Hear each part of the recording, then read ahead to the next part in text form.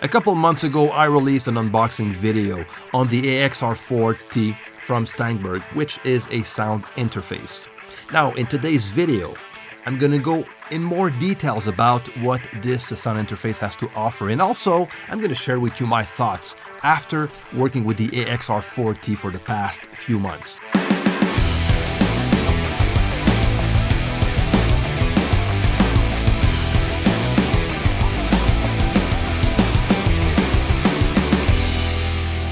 Hey, what's going on? Chris here from MIXDOWN Online. Now, before we jump in and talk about this very cool sound interface, if you're new here on the channel, feel free to subscribe to the channel to click the notification bell so you don't miss anything. And if you think that the video is helpful and you like this type of video, please share and like. Okay, now let's take a look at the AXR4T from STEINBERG. Now, I say T because T stands for Thunderbolt. It's a Thunderbolt interface, but now they released a USB-C version of the same interface that is called the AXR4U. Okay, so it is the same thing. So my review is going to work for the T version and also the U version of the AXR4. Now, the AXR4 is a high-quality sound interface. It's going to play in the same ballpark as Universal Audio, Apogee, Lynx, and so on. When we get to the quality of the converters, they sound amazing. They have a lot of dynamic range, and you can also go up to a sample rate of 384 kilohertz, which is overkill. But it was mainly aimed for game audio, where they do a lot of audio manipulation, down pitching sounds and stuff, which works way better in a higher sample rate. So this is why we get that amount of sample rate available. But in Cubase, 384 kilohertz is not even supported. This is something that is supported on Nuendo. And then we have 32-bit sample depth integer, which is also pretty nice. If you want to record in 32-bit directly from that interface, you can, and it's also supported on Cubase. There's 12 analog inputs, 8 analog outputs, so 4 XLR and 8 TRS inputs. Okay, the 4 XLRs are at the front of the interface, which are the 4 preamps that the AXR4 offers. And also you can, it's a dual connector, so you can connect an XLR connector or a TRS cable as well. And there's also 16 extra in and out with ADAT that I use myself with my old converter. There's also an optical BAS ABU connector and a MIDI in, MIDI out word clock, and also the Thunderbolt connectors and the USB-C connector for the U version. At the front of the interface, we have the 4 preamps that I talked about earlier, and also the controls to control the AXR4 directly from the unit itself. We also have a nice digital display and 2 headphone inputs. So that is a total of 28 inputs and 24 outputs simultaneously if you want to. So it's quite nice. Now, if we look at the 4 preamps that comes with the AXR4, now we're talking about high quality, super clean preamp designed by Yamaha. And also in collaboration with RUPERT NEVE Design, we have the Silk emulation, which reproduces the sound quality and tone of the Neve circuitry for more analog character, which is quite nice. And we're going to look into this later on. A very cool feature that comes with the AXR4 is the ultra-low latency while recording, with the new version of the DSP mix effects. That is very cool. So let's jump directly on the computer and look at the DSP mix effect and what we get with this software that comes included with the AXR4. So this is the DSP mix effects software that comes with the AXR4. It's super well done, very simple to work with. We have access to all inputs and outputs from the interface directly from this software. Also, if you look here on the first 4 channels, we have access to the preamp level, the gain level right here on top, and also the Silk feature that we can control directly from the hardware itself and also from the DSP mix effects. If we look on the output side on the right, we have a loop back option, which is very practical. Like in my case right now, I'm looping back the output 5 and 6 back into my window so I can record the audio in another software. So very practical. And then on top, we have access to the meter bridge, also the matrix mixer, which can be useful. And also we can show and hide channels and customize the amount of channels that we want available directly from the DSP Mix effects.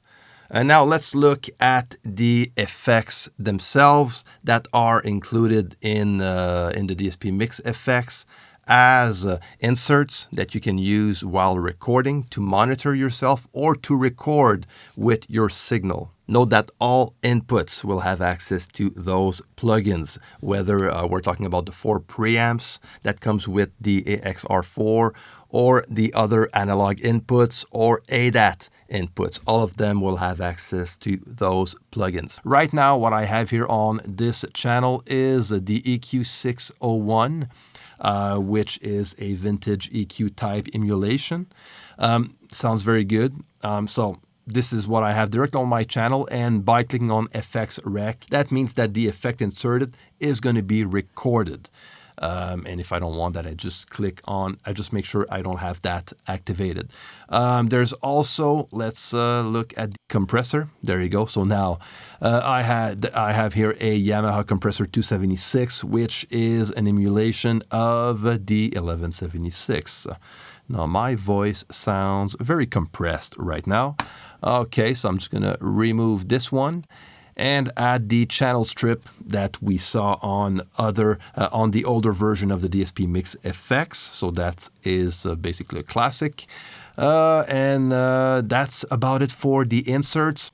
But we also have access to a reverb with the Rev X Hall reverb that we can activate on every channel by bringing up the send level. And there you go. Now I have my reverb. So this is cool for recording if the singer wants to hear himself into reverb without any latency. You can do so directly from the DSP Mix effect without having to record the reverb. I'm going to do a specific video on everything that has to do with the AXR4 and its integration with Cubase, because this is one of the advantage of using this type of sound interface. It's the fact that it's super well integrated in Cubase. Now, that doesn't mean that it can be supported by other DAWs. It does, because it works with any DAW out there. But if you have Cubase, now you have way better integration, because you can control your sound interface and or the DSP Mix effects from Cubase itself. And I'm going to cover that on a future video. Okay, all that integration that the AXR4 has with Cubase. And that was one of my biggest reasons why I decided to go with this sound interface opposed to go with another brand, just because of its integration within Cubase. That was a big sell point as far as I'm concerned. Now let's look at the Silk feature that we have here. As you can tell, I am using the first channel of the interface for my voice. So what we have here on top of the 4 channels, we have the Silk option here that we can activate by clicking right here, okay? And this will activate that Silk option. So what is Silk? And let's have a quick look. I'm going to go directly on the website and check what they are saying about the Silk technology. So this is what we have. The precisely modeled Rupert Neve design Silk processing in the XR4's hybrid microphone preamplifiers adds an exquisite sonic quality, giving sounds that can get lost in the mix new life and intensity. There are 2 choices of Silk processing, the red for sparkling energy and blue for solidity and power. Okay, so let's check this out. So let's go again on the DSP Mix effects, and I'm just going to try it directly on my voice. So I'm going to activate the blue texture and just click on, and there's a knob here that will control the amount of texture that you want to add. So let's bring that up to 10. And there you go. So now, as you can hear, it is a bit more bassy, I would say. Okay, so it's going to accentuate on low frequencies. If we look and listen for the red one, the red option. Okay, let's bring that up to 10. Now, yeah, I can, we can kind of hear the sparkle.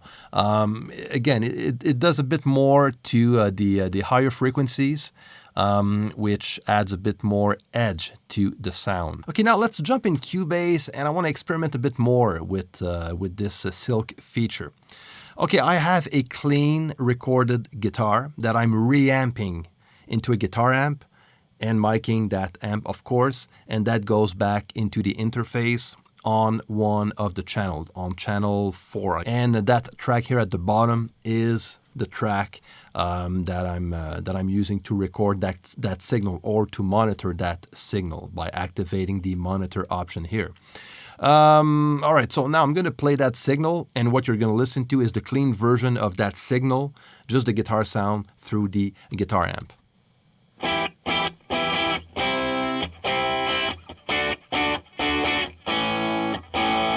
All right.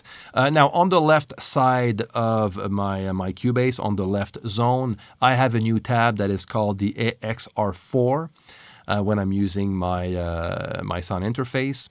And now I have access to all of the settings of that channel directly from Cubase. And again, I'm going to go in more depth on that on a future video. But for now, what we're going to look is the silk option right here. So I'm just going to activate the silk. And let's go with the blue one and bring that to 10. Or you know what, let's go gradually.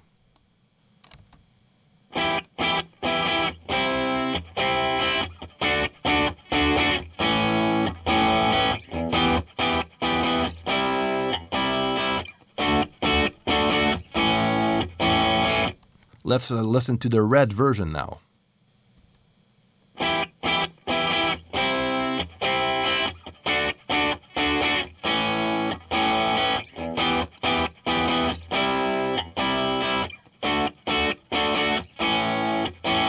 So it gives you an idea on what you can get with the silk option. What I also did, okay, I made a quick recording with drums, 4 microphones on the drums by using the AXR4. So 1 kick, 1 snare, and 2 overheads. And then I recorded the quick bass, and I had my friend Jimmy to record a few guitar tracks. He sent me clean guitars, and I reamped all the guitars into the guitar amp, recorded that into the AXR4, and I recorded that using the clean option and then the silk red, silk blue. And let's have a quick listen to what we get here. So this is the clean version.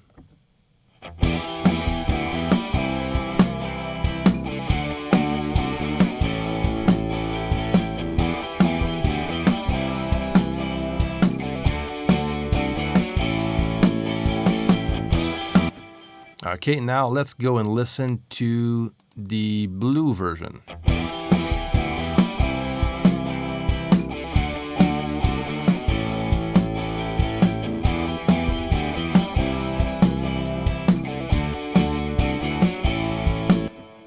Nice. Let's listen to the red version now.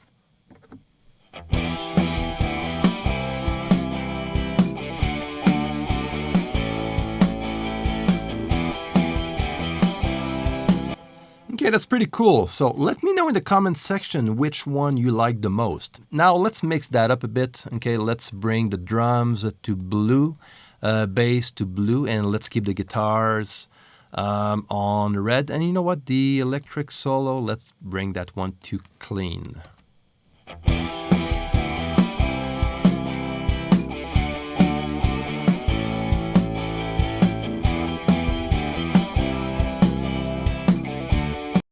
So this is basically what we get. I kind of like that, you know, the fact that you have the choice between those different tones while recording with the silk option that we get with the AXR4.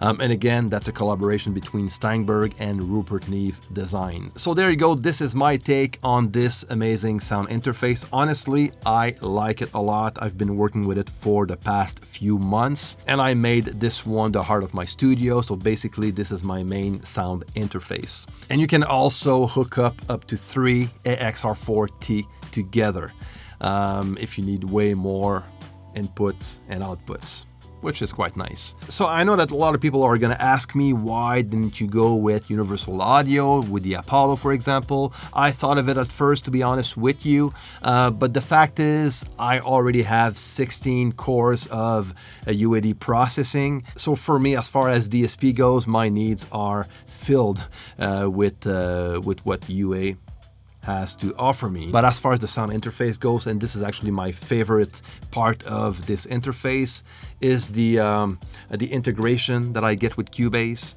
That makes it very nice to work with. And also the DSP mix effect, the new version is quite awesome. I kind of like that new version a lot. Now, if I had something, maybe a con, something negative to say about this interface. Now, I don't have a lot of stuff. I only have maybe one thing. It's just the fact that this version, the T version, is Thunderbolt 2. And when this one came out, Thunderbolt 3 was already on the market. But it's definitely not a deal breaker as far as I'm concerned. And the reality is that Thunderbolt 2 is super fast. So this is my take on the AXR4 from Steinberg, the Thunderbolt version. All right, my friends, I hope that was helpful. If you have any questions, you can leave all questions and comments down below. And also, if you're new here again, subscribe to the channel, share and like if you enjoyed this video. And I'm going to be working, like I said earlier, I'm going to be working on a second video talking about the integration of the DSP mix effect and Cubase. And also, of course, I'm going to dig a bit deeper on the DSP mix effects by itself. Okay, so if you're not working in Cubase, you will get something out of that video. All right, my friends, until next time, take care and see you.